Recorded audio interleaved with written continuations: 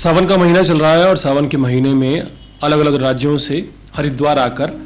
कावड़ लेकर जाते हैं और इसी बीच तमाम वीडियो सामने आती हैं जहां कावड़ियों की झड़प हो रही होती है।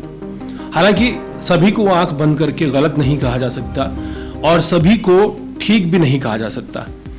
तमाम वीडियोस जिसमें किसी लड़की को पीटते हुए या फिर हल्की सी बाइक या स्कूटी टच होने के ऊपर तोड़फोड़ करते हुए कावड़िए नजर आते हैं लेकिन वो सरकारें जिनका राजनीतिक फायदा एक आप कह सकते हैं एजेंडे पर चलकर होता है, वो लगातार इस तरह के बयानबाजी करती रहती हैं जिससे जो लोग गलत हैं उन्हें शह मिलती है। हम सबको गलत नहीं कह रहे, लेकिन जो लोग गलत हैं उन्हें शह मिलती है। हाल ही में एक वीडियो सामने आया उत्तर प्रदेश के मिर्जापुर रेलवे स्टेशन से जहां गौतम नाम के सीआरपीएफ के एक जवान जो कि मणिपुर में तैनात हैं, वो जिस वक्त अपनी ड्यूटी पर जा रहे थे रेलवे स्टेशन में कावड़िए उन पर हमला कर देते हैं। इस पूरी वीडियो में सबसे ज्यादा हैरत अंगेज वाकया तब सामने आया जब सीआरपीएफ के जवान गौतम को बुरी तरह से लेटा लेटा कर पीटते हैं कावड़िए और पीटने के बाद जब सीआरपीएफ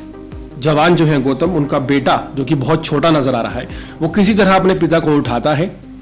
और उसके पिता खड़े होते हैं तो दोबारा कावड़िए उन पर हमला कर देते हैं। अब यहां पर यह सवाल क्यों हो रहा है कि ये राजनीतिक एजेंडा है जिसे हवा दी जा रही है, इसके पीछे की एक खास वजह है।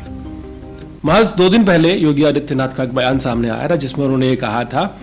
कि मीडिया एक ट्रायल चलाता है और कावड़ियों को बदनाम करने की कोशिश करता है, उन्हें अराजकता फैलाने वाले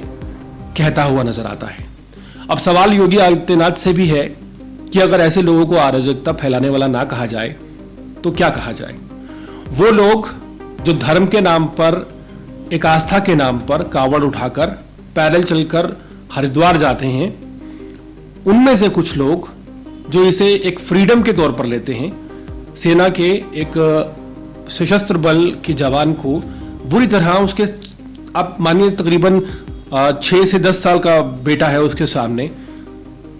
उस वाक्य से उस बच्चे के ऊपर क्या गुजरती होगी जब वो बच्चा ये सोचेगा कि इस देश में एक सेना के जवान से ज्यादा फ्रीडम जो है वो इन कावड़ियों को है, जिसमें से तकरीबन 7 लोगों को गिरफ्तार किया गया, 4 नाबालिग पाए गए और तकरीबन 30 मिनट में जमानत भी हो गई। अब सवाल यह खड़ा होता है कि आस्था के नाम पर जो ये ढोंग चल रहा है, इसका खामियाजा देश को कब तक भुगतना होगा? और वो सभी राजनेता जो अपने राजनीतिक फायदे के लिए इस तरह की बयानबाजी करते हुए नहीं चूकते, वो अपने बयान में ये मेंशन नहीं करते कि कुछ लोग अराजकता फैलाते हैं कांवड़ यात्रा के दौरान, उन्हें ऐसा नहीं करना चाहिए, इससे आस्था पर सवाल खड़े होते हैं, बल्कि वो क्लीन चिट देते हुए एक तरफी बात करते हैं और फिर ये कहते हुए नजर आते हैं कि मीडिया ट्रायल चला रहा है। अगर आप इस देश में रहते हैं तो आप सोचिए कि सेना की ड्यूटी करने वाला एक शख्स, सेना के सशस्त्र बल में काम करने वाला एक व्यक्ति जो दिन रात ना सुबह देखता है, ना शाम, ना बारिश, ना गर्मी, ना सर्दी, सिर्फ तत्पर रहता है,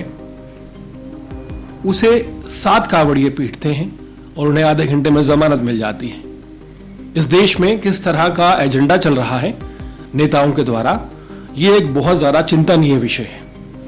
कावड़ लाना गलत नहीं है, इस आस्था को भी गलत नहीं कहा जाना चाहिए,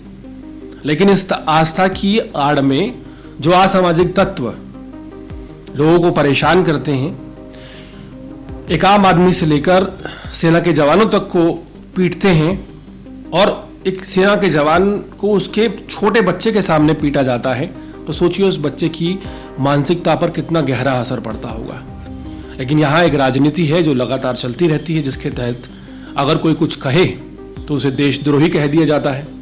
सवाल यह है कि आखिर देशद्रोही है कौन? क्या वो सेना का जवान जो अपनी ड्यूटी पर जा रहा था, वो लोग जो कावड़ियों के रूप में अराजकता फैला रहे हैं, या मीडिया